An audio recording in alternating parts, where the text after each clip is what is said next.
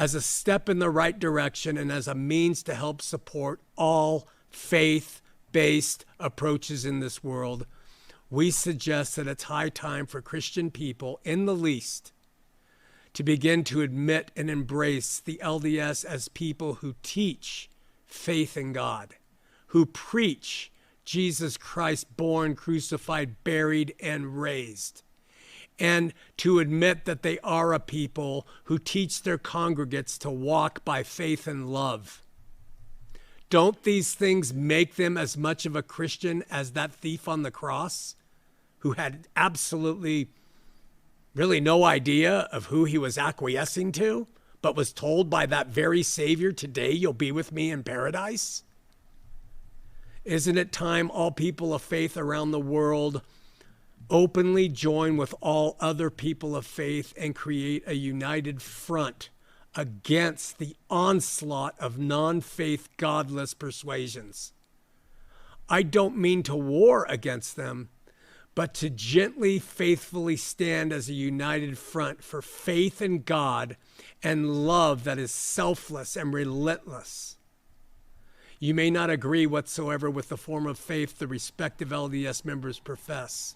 You may get angry at their approach, their systems of sanctification borrowed straight from the Freemasons or the other skeletons in their closet. Yes, the LDS have alternative views and differences relative to most doctrinal and practical approaches.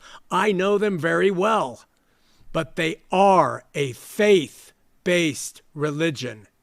And their faith begins with Christ, who was and is foundational to them, again, whether you agree with their doctrinal assessments or not. After staring at religious organizations in the face for decades, let me tell you here and now that the biblical representation from Genesis to Revelation on what pleases God is clear: faith. And then he commands those who have it to love with agape love. Why are the ex-LDS being recruited into systems and lifestyles antithetical to this message? And to the evangelicals, of who I once fervently belonged, I've heard their fearful condemnations, saying things like, but they don't have the right faith, or they don't have the right Jesus, or it's not the right God.